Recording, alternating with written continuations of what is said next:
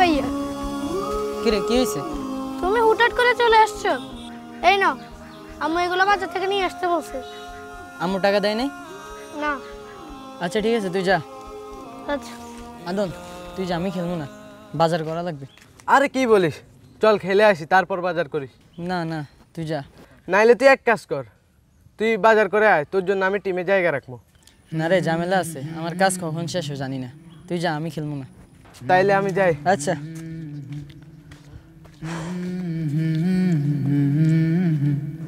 হ্যাঁ চা খা। না না না চা খাবো না, একটু আগে চা খাইছিলাম। তোর সাথে একটা গুরুত্বপূর্ণ কথা আছে, চল। জরুরি কথা? ঠিক আছে চল। আচ্ছা কি জরুরি কথা বল। আচ্ছা শোন, আমাদের বাড়ির মোর্শেদ কিছু টাকা অনুদান পাঠাইছে, পুরো এলাকার যত প্রবাসী আছে সবাই দিছে আর কি। প্রবাসীরা? প্রবাসীরা কে কে? মোটামুটি সবাই দিছে, কেউ বাদ যায় নাই। যেমন ওই যে ব্যাপারীর বাড়ির হৃদয়, রাকিব, রনি, পালার বাড়ির রানা, পাটোয়ারের বাড়ির রোহান, মোটামুটি সবাই দিছে। আচ্ছা এখন কথা হচ্ছে, আমাদের এলাকার এমন কিছু মানুষের লিস্ট দিবি তুই যারা আসলেই সমস্যায় আছে। আচ্ছা ব্যাপারটা তোরে বলার কারণ হচ্ছে, তুই তো আমাদের এলাকার মানব কল্যাণ ফাউন্ডেশনে কাজ করিস, এই জন্য তোর সাথে শেয়ার করছি আর কি, তুই একটু হেল্প কর। আচ্ছা ঠিক আছে, আমি আমার স্বেচ্ছাসেবক টিম নিয়ে একটা লিস্ট করে ফেলবো। আচ্ছা ঠিক আছে চল চল, ঠিক আছে।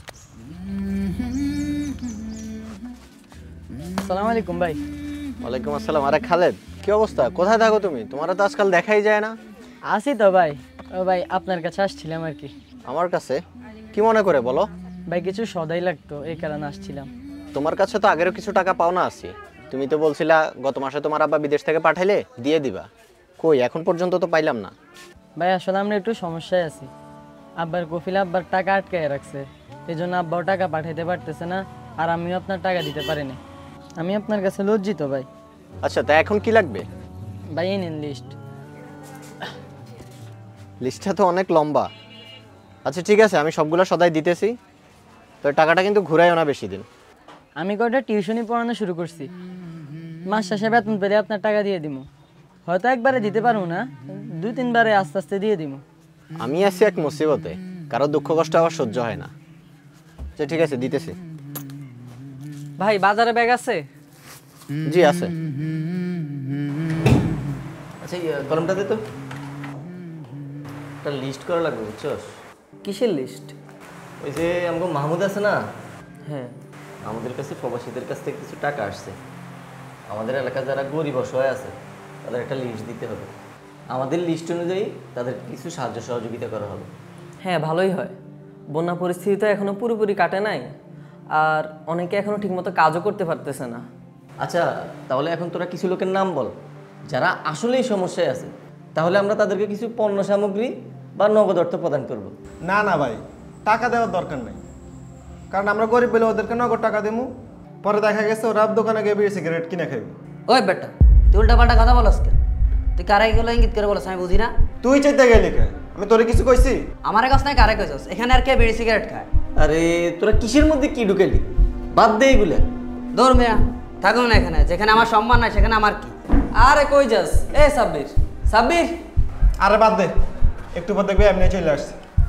আচ্ছা তোরা আসল কোথায়? একজন একজন করে নাম বল, আমি লিস্ট করি। আচ্ছা তাহলে ওই যে পশ্চিম পাড়ার তাহের মেয়ের নাম লেখেন, লোকটা অনেক সমস্যায় আছে। তাহের ভাই কেন? আচ্ছা তাহের ভাই। আচ্ছা দ্বিতীয়তে ওই যে হাসিনাপার নামটা লিখি। আরে ওনার ছেলে একটা আছে আধা পাগল, তো ওনার স্বামী মারা গেছে আবার অনেক বছর হয়েছে, তাহলে ওনার ছেলের নামটাই দিই, জয়। হ্যাঁ হ্যাঁ জয়। আচ্ছা ভাই, ওই যে খালেদ আছে না? কোন খালেদ? আর হাজিবাড়ির বিদেশ থাকে যে খলিল মিয়া, তার পোলা। ও আচ্ছা আচ্ছা চিনছি চিনছি। তো ওর নাম কেন? আরে বাদ দেন, আরো কত গরিব মানুষ আছে, আর খালেদের বাপ তো বিদেশ থাকে, ওদের টাকা পয়সার অভাব আছে নাকি? দূর থেকে অনেকের অবস্থা ভালো মনে হয়, কিন্তু কাছ থেকে খোঁজখবর নিলে মূল কাহিনী বের হয়ে আসে। ভাই বাজারে ব্যাগ আছে? জি আছে।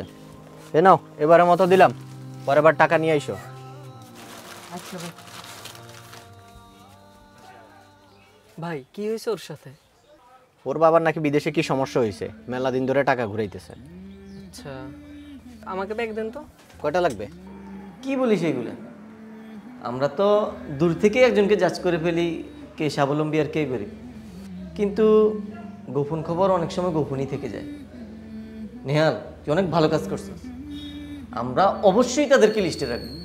আর শুন তোরা, গরিব মানুষ যারা আছে এলাকার মধ্যে তাদেরকে সবাই সহযোগিতা করে, কিন্তু যারা মধ্যবিত্ত আছে চোখ লজ্জায় তারা কারো কাছে চাইতেও পারে না, তাদের আছে ভেবে মানুষ তাদেরকে দেয়ও না। আচ্ছা, এখন আমাদের ফাউন্ডেশনের উচিত এমন মানুষ খুঁজে বাহির করা যারা আসলেই ত্রাণের হকদার, যারা লোক লজ্জার ভয়ে কারো কাছে চাইতে পারে না। হ্যাঁ ভাই, আসলেই আমাদের এই প্ল্যানেই আগানো উচিত। আচ্ছা ঠিক আছে, তাহলে খালেদের নামটা লিখলাম, খালেদ। আচ্ছা, এখন আমাদের কাজ হচ্ছে আমরা এলাকায় বের হব, এমন মানুষ খুঁজে বের করব যারা সত্যিই কষ্টে আছে কিন্তু লোক লজ্জার ভয়ে মানুষের কাছে চাইতে পারে না।